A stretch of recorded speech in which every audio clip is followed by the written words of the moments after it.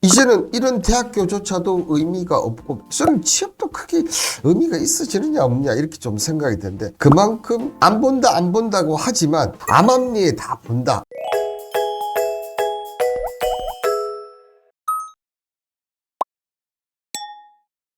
여러분의 평생 투자 컨설팅 교육원. 자, 오늘의 이 투자 컨설팅은 절실함이 묻어나는 그런 내용이 아닌가 그렇게 좀 생각이 드는데요. 자, 퇴근길에 편하게 들으시면 투자에 보는 눈이 달라지실 겁니다. 자, 오늘의 내용은 기업에서 대학교를 보나요?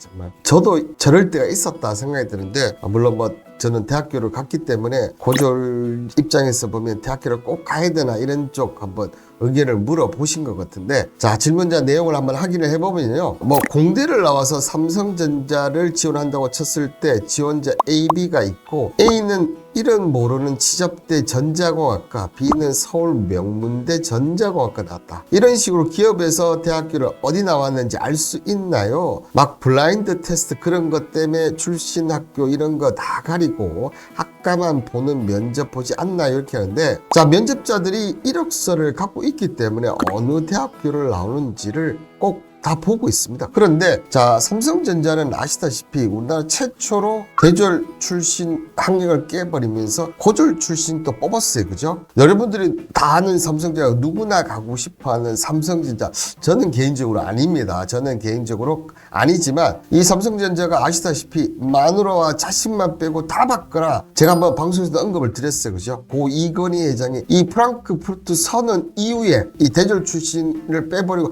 고전 출신 또 삼성전자에 입사할 수 있다. 이게 벌써 30년이 지났다고 합니다. 그렇게 혁신을 좀 했었는데요. 기영님이 이제는 거의 안 보지 않나? 그래도 앞남리에 다 보는 듯 한다. 한번 들어보시면, 삼성전자가 작년에 보면 호텔 신라부터 해서 거의 11월 달에 모두 이제 공채를 이렇게 뽑았었는데, 그 내용을 이렇게 한번 보면 모집 직무 및 지원 자격에 보면 2023년 이전 최종 환경이 고교 이상 졸업 또는 2024년 2월 대졸, 그죠? 대학교 졸업 예정자, 그리고 회사가 지정하는 시기에 입사가 가능한 분, 그 다음에 야간 근무, 교대 근무, 라인 근무가 가능한 분, 이렇게 쓰여져 있습니다. 이건희 씨가 대단하게 하죠. 정말 대단한 사람이죠. 이렇게 하시 원칙상으로는 어떻습니까? 고졸, 대졸 이런 대학교가 명문대냐 아니냐 아무 의미가 없습니다. 그죠? 그런데 여러분들 아시다시피 이 양형자 더불어민주당 국회의원, 여러분들 아시는 분도 계시고 모르시는 분도 계실 텐데요. 삼성전자에서 상구 출신으로 첫 고졸 임원에 올랐던 전설적인 인물이죠.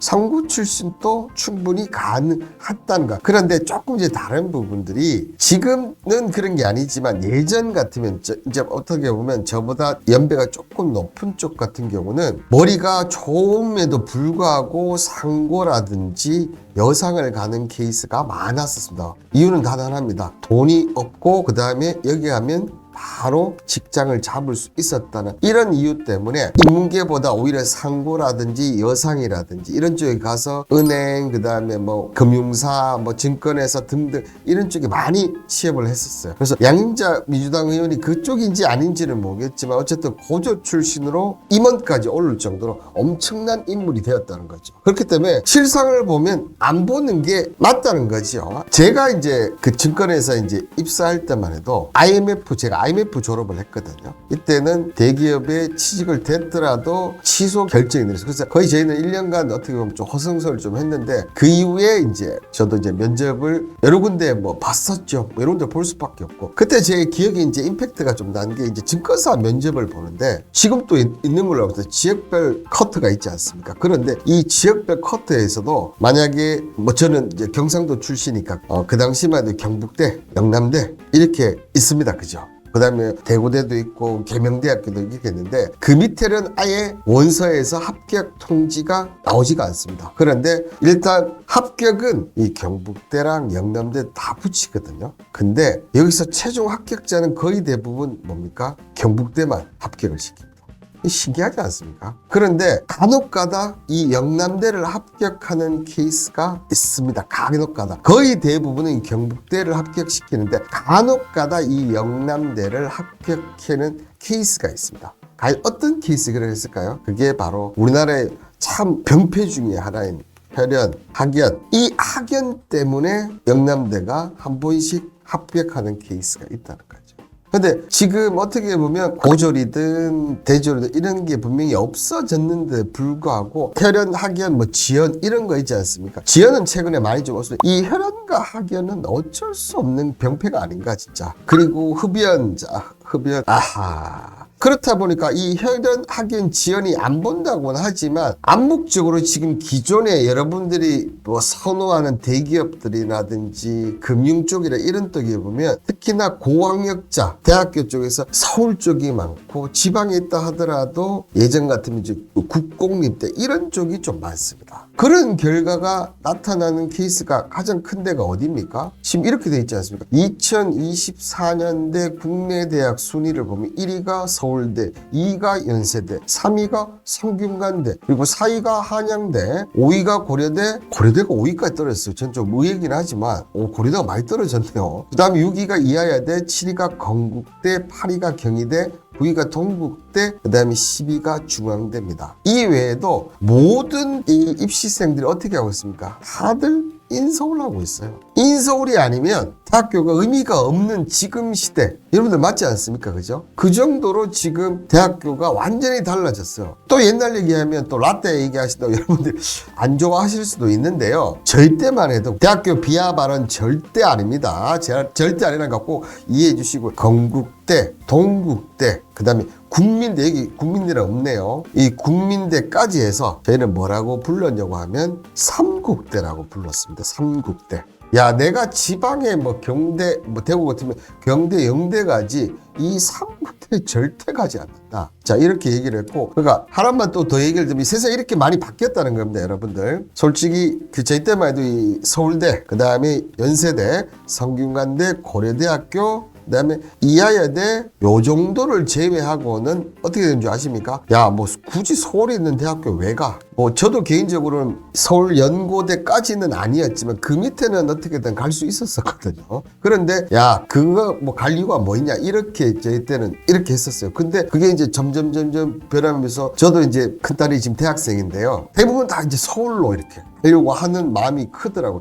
그게 왜 그렇게 됐습니까? 결국은 취직이 인서울이 더 잘 될 수밖에 없기 때문에, 그렇기 때문에 이쪽으로 갔다는 거죠. 물론 저 같은 경우는 크게 상관이 없다고 저는 자식들에 늘 교육을 시킵니다. 왜냐하면 저 나름대로는 대학교 나오고 대기업 들어가고 대기업에서 한 18년 이상 근무하고 이렇게 하는데 저는 개인적으로 물론 안정적인 삶이 좋죠. 안정적인 삶이 좋지만 그 안정적인 삶이 나의 삶인지 부모님의 삶인지, 오히려 저는 개인적으로는 물론 직거래에서 있을 때 많은 교육을 통해서 그런 게 있었겠지만 오히려 나와서 저는 뭐 주식 투자든 오히려 전체적인 경제를 보는 이런 눈이 훨씬 더 저는 커졌다고 생각하거든요.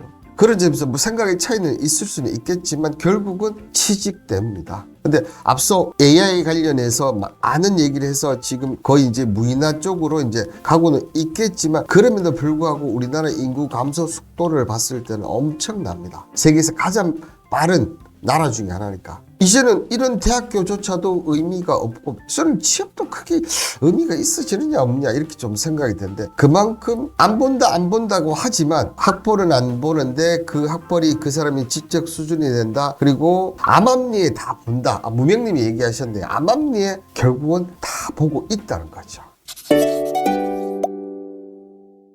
제가 이제 최근 삼성전자 합격한 후기를 봤는데 거의 대부분이 보시면 어떻습니까? 수도권 대학, 이공계 계약 이렇게 쭉 있고요. 이 질문자 하시는 분 그럼에도 불구하고 실망한 점은 잊지 말라고 좀 얘기를 드리고 싶고요. 자, 그리고 이 삼성전자 쪽에서 이제 후기 팁을 제가 이제 쭉 보면서 이제 얘기를 듣고 또 저도 개인적으로 이제 삼성전자 쪽 다니는 분이 있는데 이 지금 다니는 분들은 전부 다 너무 옛날이라서 옛날 쪽이라서 맞지는 않는데 현재 지금 가장 어떻게 보면 중요시 보는 게 학점을 중요시 본다고 하더라고요.